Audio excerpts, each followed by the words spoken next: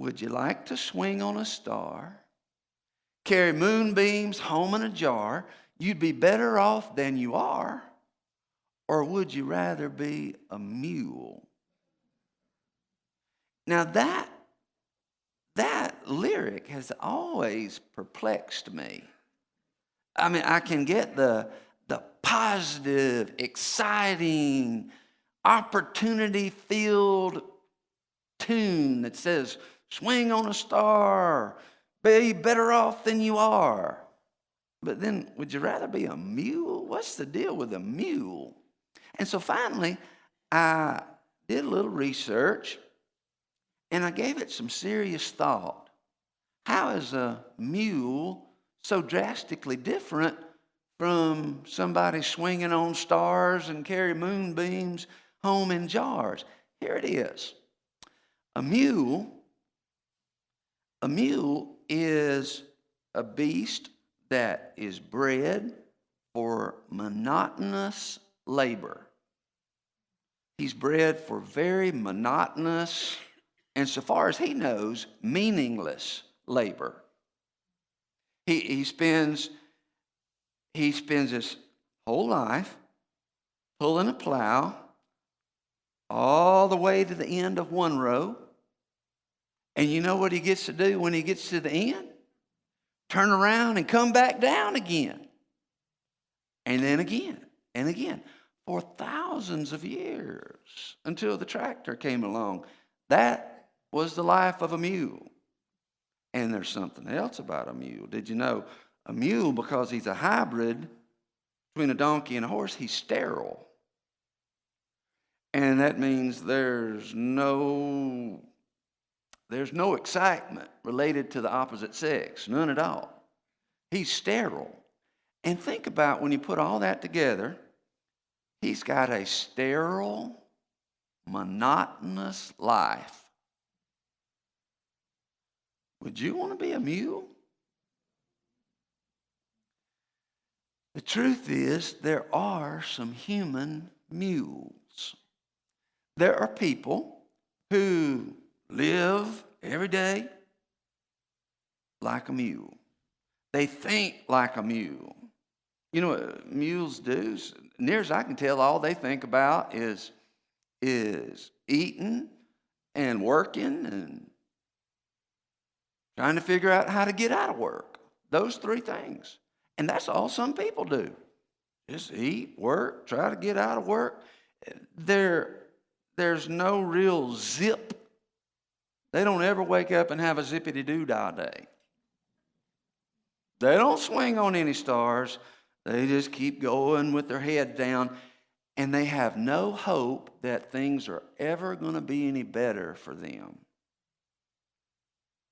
That's the way a human mule thinks. A human mule, people who think like a mule, do not believe that it's really possible for them to have a more meaningful, fulfilling, or joyful life. They don't think that's possible for them.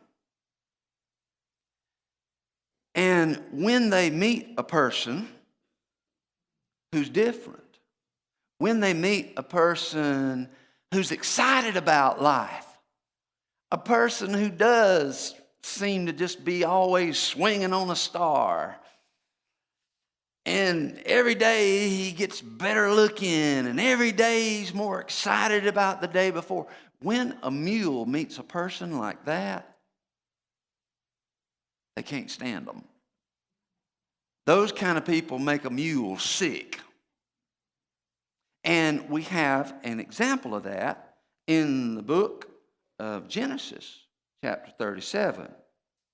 There was a family once, long, long ago. The children of Jacob. In that family, there were 10 mules and one star swinger. The brothers of Joseph were the 10 mules. Joseph was the one who dreamed of the stars. I want to read to you just a bit what I'm getting at. This is Genesis chapter 37 and verse 9. Soon Joseph had another dream, and he told his brothers about it. Listen, I have had another dream, he said. The sun, moon, and 11 stars bowed low before me. Now you talk about optimistic. Talk about a dreamer. How do you think the mules in his family responded to that? The Bible says they resented him. They had hatred, disdain for him. They were like a bunch of crabs in a 5-gallon bucket. You know, crabbers tell me that you can take a 5-gallon bucket and throw several crabs in the bottom, and you don't have to worry that one's going to crawl out, because what will happen is he may start crawling out, but once he starts getting close to the top, those other crabs down on the bottom are going to get jealous, and they're going to pull him right back down to their level. It's true. That's the way crabs operate. That's the way some people operate. They cannot stand for somebody else to do better, to rise a little higher, to maximize the opportunities that God gives them. That bothers a mule. Joseph was a young man, sure enough, swinging on a star. But then one day his brothers cut the rope, and he fell. And he fell into a pit. They threw him into a pit. Here's the way the Bible describes it. Genesis 37 once again. Now I'm reading from verse 18 and following. When Joseph's brothers saw him coming, they recognized him in the distance. As he approached, they made plans to kill him. Here comes the dreamer, they said. Come on, let's kill him and throw him into one of these cisterns. We can tell our father a wild animal has eaten him. Then we'll see what becomes of his dreams. The crabs on the bottom just reached up and grabbed the crab who was trying to crawl out, snatched him right back down, sold him into slavery. Down to Egypt he went. They figured that he'd wind up on one of Pharaoh's work projects, building a pyramid in the desert. Those laborers usually only lived 2 or 3 years before they just croaked from the heat and the malnutrition and the strain of it all. That's what they figured they were doing with their brother Joseph. He was swinging on a star, and they cut the rope. Makes me think of another man I read about, a person you may relate to, even though you probably never heard of him. His name was Edward McElhaney. Edward McElhaney owned a very prosperous sugar plantation and salt factory down in Louisiana before the war between the states. When the war started, McElhaney went off to fight, fought for 4 years, came home a defeated soldier. Came home in rags. But what he found when he got home was even worse. It defeated his spirit, because his salt factory was blown to smithereens.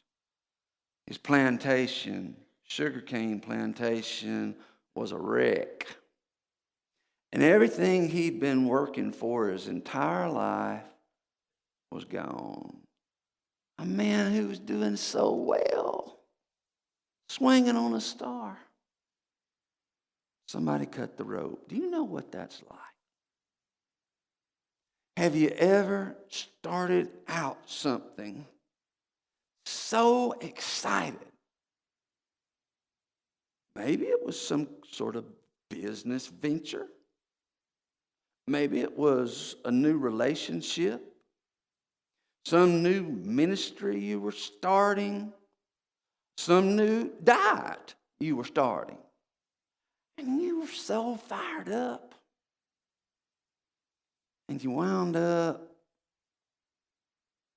feeling like a mule. That's what happened to McElhenney. That's what happened to Joseph. And there's something worth mentioning in particular about Joseph and God during all of this up and down drama that he was going through.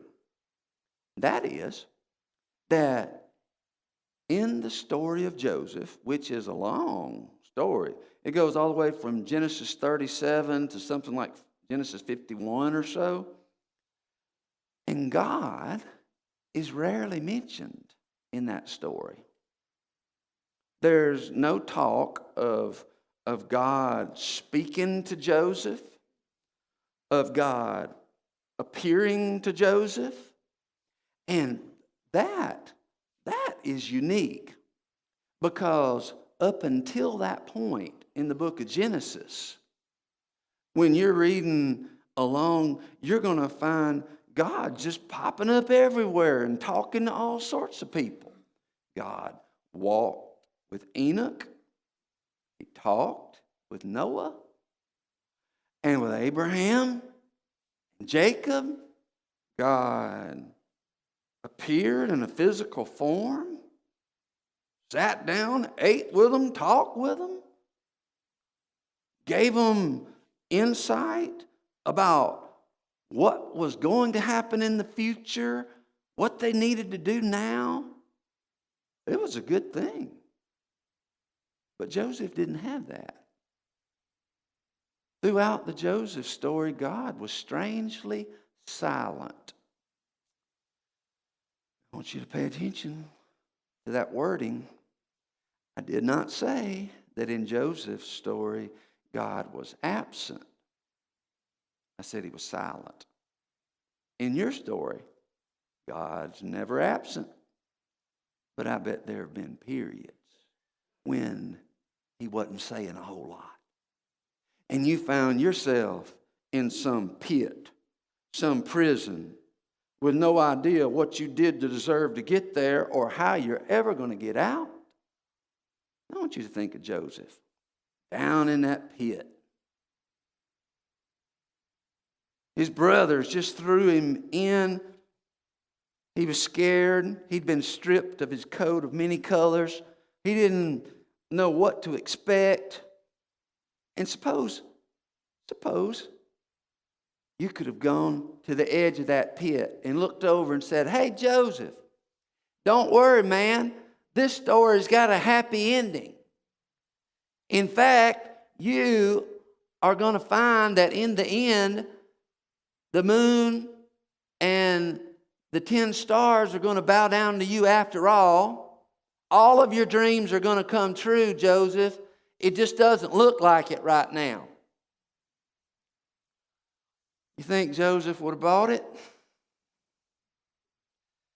Think he could have believed that? Do you think anybody even told him that? No, because nobody believed that was his future. Nobody but God. And there are times when the only person who can see where your life is really headed is God himself. Everybody else sees only what's right in front of them, like a mule plowing and looking down at the ground. They don't see what's above them, beyond them. They're just like that mule. And so Joseph was taken down into Egypt. God didn't say anything to him. But here's the most amazing thing. Even though God didn't speak to him, so far as we're told, even though nobody gave him an encouraging word, even though he'd been betrayed and then lied about by Potiphar's wife, that's another story we can't get into, but he was lied about and thrown into prison. In all of that, Joseph never started thinking like a mule. He had every reason to think like a mule, because he couldn't see out, couldn't see up. There was no rope for swinging out of that place. I bet you in that dungeon he couldn't even see the stars. And don't you imagine the food in Pharaoh's dungeon was awfully bland. Sort of like the food that McElhaney had to eat when he came back from the war between the states. This once wealthy man, reduced to subsistence farming, about all he had to eat was peas and cornbread. And I think I told you, he's like an old man I knew when I was growing up. He said, when I was coming up in the Depression, man, in the wintertime, all we had to eat was peas and cornbread. And we would get so tired of peas and cornbread. Peas and cornbread, peas and cornbread. So every now and then, on special occasions, we'd switch it around and have cornbread and peas. That's what McElhaney was having to do. Pay attention. He had a very bland diet and a very bland, flavorless existence. So did Joseph.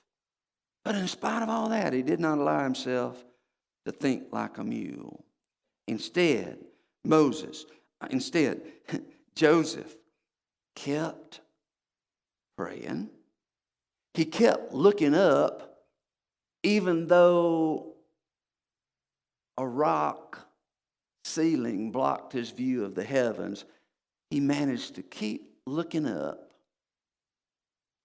And he did not allow himself to think like a mule. He did not allow himself to believe that this is just my lot in life.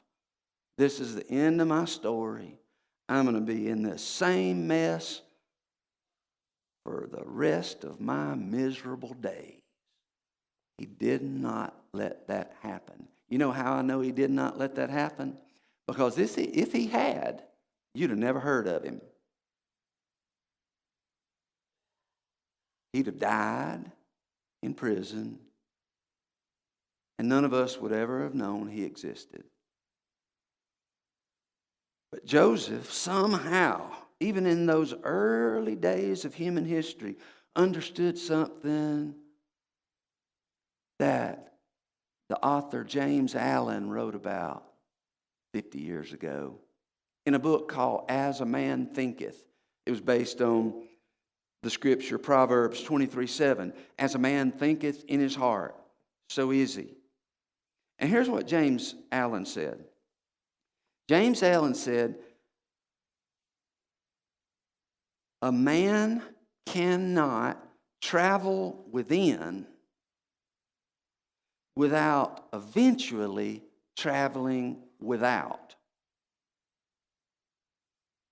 You cannot travel within without eventually traveling without. He's saying, if you are making progress internally, in your own soul, in your own beliefs and attitudes, in your own relationship with God, if you are growing and you are building your relationship with God and you're making progress spiritually, then eventually it's inevitable. Somehow or another, you are eventually going to find yourself in a better place. You cannot travel within without eventually traveling without. I told that to my brother-in-law several years ago when he was going through a terrible time in his career. He was a young lawyer, fresh out of law school. The market for lawyers was not good. It was flooded. Couldn't get a job, so he came back to our hometown and was practicing law. He had this little office in a back room of my daddy's tire store. And there wasn't much of a view from there. Couldn't see the stars or the moonbeams from that spot. But he sat there day after day, doing what work he could. And he told me once that he didn't have enough work to do. And so we started talking about all the inner work he could be doing while he was in that position. And he began really using some of that free time to work on his relationship with God, his relationship with himself, with his wife. He began setting goals. He started making calls. He started believing that eventually something better was going to happen. And it did. Because you can't travel within without eventually traveling without. He eventually became the attorney to the Alabama Secretary of Agriculture. It's an excellent job. And he has been promoted every year since he's been there. He traveled within first, then without. Here's another way of saying it. We become what we habitually think about. There's a whole lot about some of you that I don't know. I don't know everybody in this place completely, but I know this. What you become will be determined by what you habitually think about, whether it be good, whether it be bad, whether it be disaster or prosperity. You will become what you habitually think about. And so, do like Joseph. Focus your mind on the good things you can do, even in that confined space you're in, that spot you wish you were not in, but you are. So what are you going to do while you're there? Here's what Joseph did. He developed his gifts. He had two main gifts. You know what they were?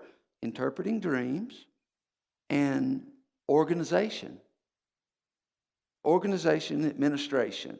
That was his other gift. He used the administration in the prison. He became an administrator there in the prison. Didn't know that anything good would ever happen of it. He just worked on himself where he was. And I'm telling you, if you will keep your eyes on the right things, you will eventually arrive in those right places. And it reminds me, but the opposite is true. If you keep your mind on the wrong things that you're afraid are going to happen, the bad things you just expect are going to happen because, after all, you're a mule and you can't expect anything else, you'll probably get it. There's a race car driver I bet a few of you have heard of, Mario Andretti. Formula One racing champion. He won the Indianapolis 500, the Daytona 500, and he was interviewed by Success Magazine. The interviewer at Success Magazine asked, "What is the one thing you would say to young drivers?" And he said this: "Don't look at the wall. Don't look at the wall, because the car will go where you're looking." And he went on to explain. He said, when you're going 200 miles an hour, you can't react to all the little things that may pop up. But I can tell you this. You've got to keep your eyes on the road ahead of you, the track ahead of you, because that's where you'll go. If you start looking at the wall, next thing you know, you'll slam it. What are you looking at? The wall or the track in front of you? What was McElhaney going to look at? The wall? All the things around him that he couldn't change, this position he was now stuck in because he'd lost everything? No. He kept plowing all right. And he couldn't help but look at the hind end of that mule day after day. But one day as he was plowing, out of the corner of his eye, he noticed an old patch that looked like a bunch of weeds, but it was a garden spot, 6 or 7 years old. It had not been cultivated since before the war. And he decided to stop and go over and check it out. And there growing, scattered to and fro, were several Mexican hot chili peppers. And he pulled those peppers and he reseeded them and started planting more peppers. And then he started experimenting with pepper sauce because he had such a bland diet. And he put the pepper sauce on his peas and cornbread. And it was good. He started selling it to his friends and his neighbors. And they liked it too. He started bottling it in old discarded cologne bottles. Maybe you've seen some of his sauce. 150 years later, McElhaney's Tabasco sauce, last time I checked, was still owned by the same family. It's found in the kitchen of every good cook. You'll find it on the table at fine restaurants everywhere. And it goes back to a man who decided, I am not going to be a mule. Not going to look at the wall. I'm looking at the track. That is what Joseph did. And now, Joseph's time was about to come. Genesis 41, 37 through 40. God worked through this seemingly miraculous series of events. Some people would call them little coincidences. For example, down in the prison, he met the king's butler, interpreted a dream for him. And in time, Pharaoh dreamed, and the butler remembered Joseph, and the timing was just right because a famine was coming. And do you know what Pharaoh needed? A secretary of agriculture. Let's read how it unfolded.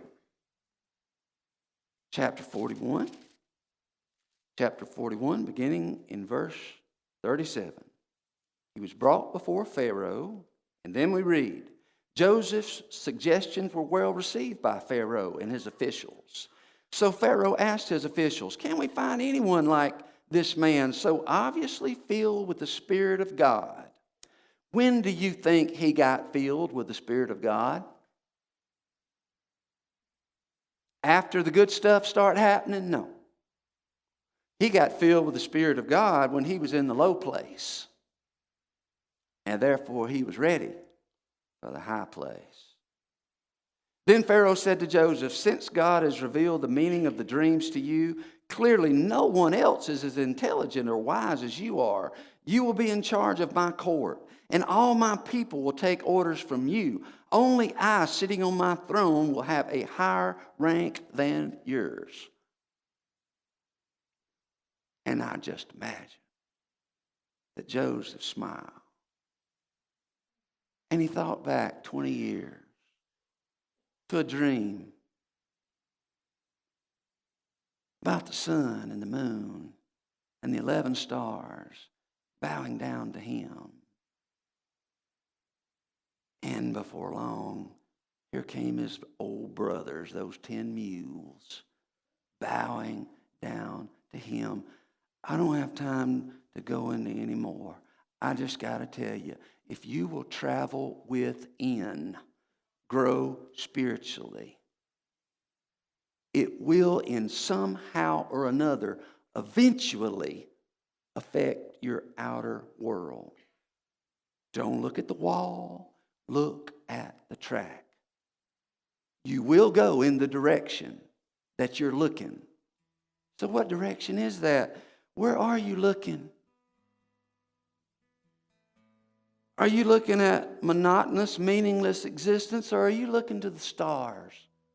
Are you looking up to God for what He may do in you?